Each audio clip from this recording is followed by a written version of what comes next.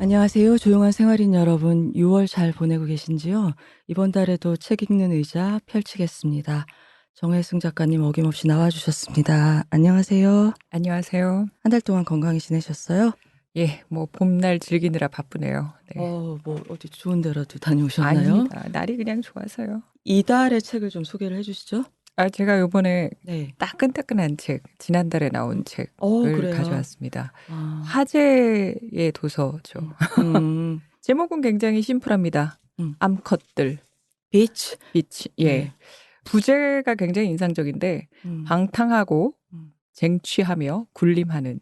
암컷들. 네. 원제는 Beach on the Female of the Species 그래가지고 음. 다큐 감독이자 동물학자가 쓴 책이에요. 네, 여성 학자인 루시 쿡이고, 저는 이제 우리 두 문과 출신 문송이 과학책을 소개하다가 혹시 좀 오류가 있으면 어떨까 조금 걱정이 되기도 하는데, 저희는 뭐 이해하는 바대로, 그리고 책을 굉장히 쉽게 써주셨어요. 그래서 소개를 드리고 또 여러분들이 피드백을 해주시면 될 것 같습니다. 저는 이 책이 그냥 책으로서 참 마음에 들어요. 표지도 마음에 들고, 디자인도 마음에 들고, 번역이나 문체나 다 좋았습니다.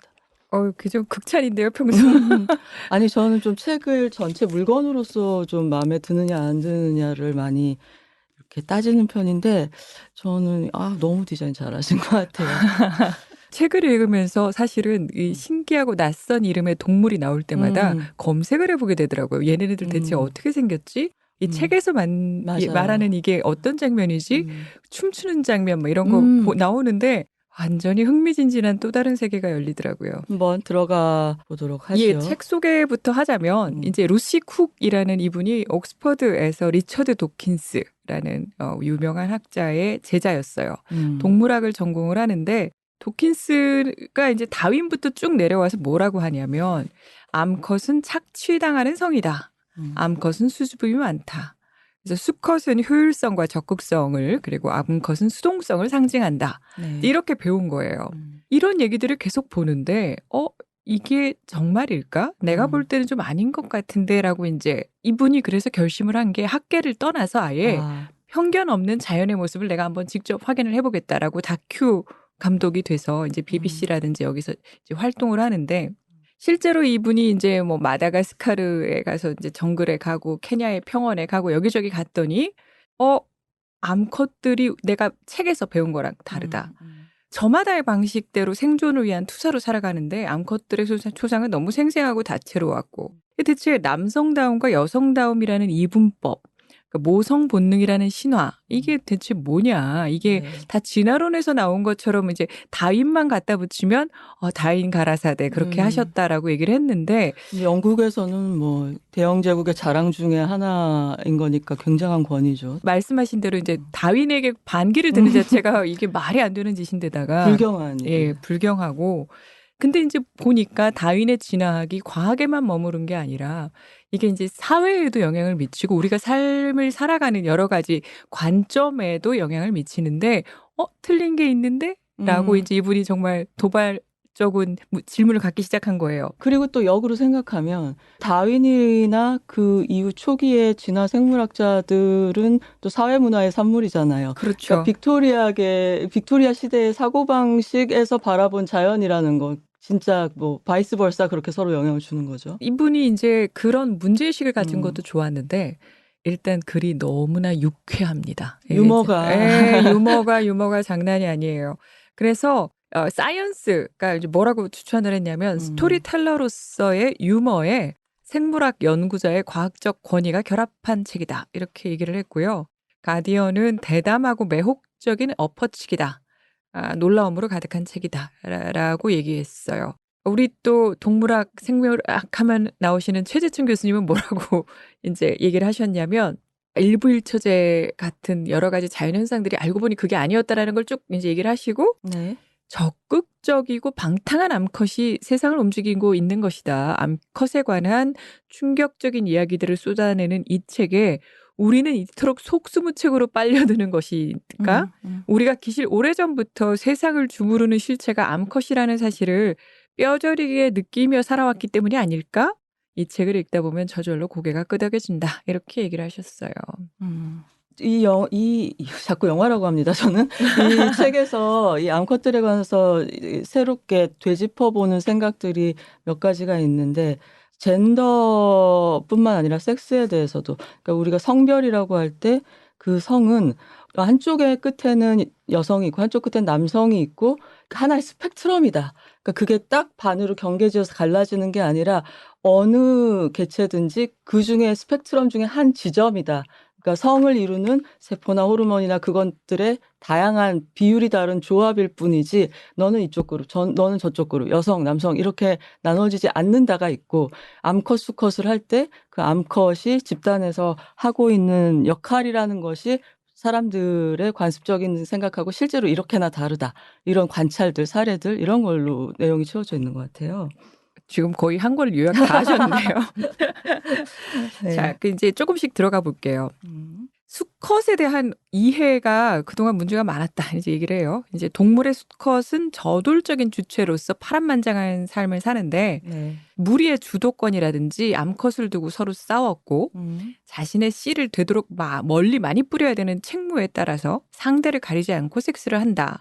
수컷은 그래서 사회적으로도 우위에 있고 수컷이 이끌면 암컷이 얌전히 따른다. 라고 생각을 했던 거죠. 그동안. 이건 기존의 학설입니다. 그래서 보통 체격이 더 크기 때문에 수컷이 암컷보다 형태가 복잡하고 다양할 뿐만 아니라 심지어 정신적 능력까지 뛰어나다. 이게 이제 그 빅토리아 시대부터 가지고 온 거예요. 이 부분은 딱 그 인간의 남성이 빅토리아 시대에 할 법한 추측인 것 같네요. 그래서 수컷이 태생 자체가 암컷보다 진화된 존재였다. 근데 이 얘기가 전부 다 다윈의 그 명저, 그때 얘기죠. 인간의 유래와 성선택이라는 이 책 자체가 빅토리아 시대가 지지하는 인간의 진화 혹은 남녀 차이를 설명하기 위해서 이제 쓰여진 건데 거기에 비해서 이제 암컷들은 뭐라고 했느냐.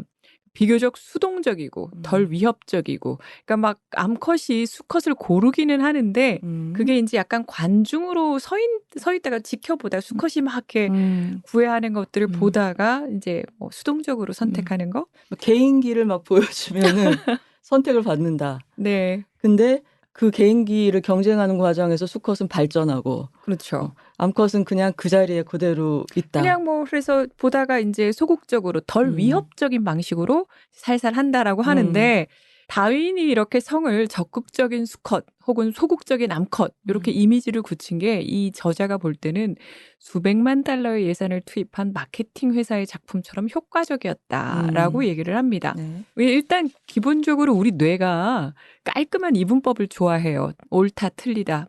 흑이고 백이고 친구냐 적이냐. 복잡한 그 정말 다채로운 얘기에 대해서는 조금 접수가 느릴 수 있다는 거예요. 네. 그래서 암컷은 일반적으로 구애를 받는 쪽이고 수줍음이 많고 헌신적인 어머니고 했지만 동물의 암컷은 수컷만큼이나 성적으로도 개방적이고 경쟁심도 엄청 강하고 적극적 공격적이고 우세하고 역동적이었다.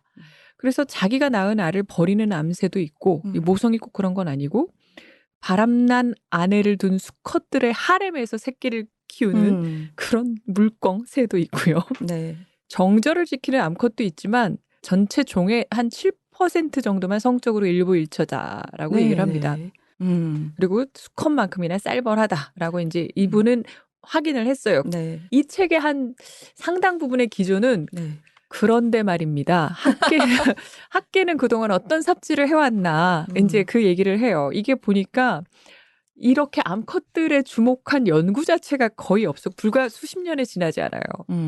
그래서 수동적인 암컷 그것만 해가지고 보고 싶은 것만 보고 확증 편향에 빠진 거죠. 그렇죠. 네, 그래서 그 방탕한 이런 방종한 상황을 마주치면 조심스럽게 외면했다 학자들이. 혹은 그거.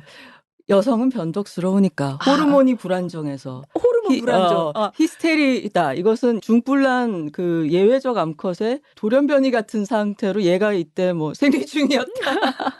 그러니까 너무나 인간 사회에서 여성한테 적용하는 프레임하고 똑같은 것 같아요. 그 중에 하나가 피년제이라는 새가 있는데 싸움꾼들이 전부 다 암컷인 거예요. 그 연구자들이 쟤네들은 왜 저러지라고 보다가 저렇게 여자들이 격분한 행동은 어디까지나 호르몬이다. 지금 말씀하신 대로. 그래서 봄철에 호르몬이 급증하면서 네. 이게 마치 인간의 월경전 증후군처럼 정말로요? 번식전 증후군에 시달리다라고 연구를 했다는 거예요. 당연하게도 새에게 그런 증후군은 없고요.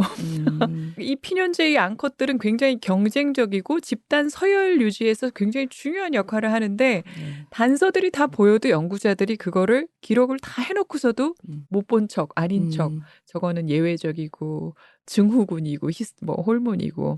그렇죠. 사실 논문에 가고자 하는 방향을 어느 정도 잡아놓고 어느 수치를 선택하느냐 이런 문제일 때도 굉장히 많잖아요. 아무리 과학 실험이라고 해도.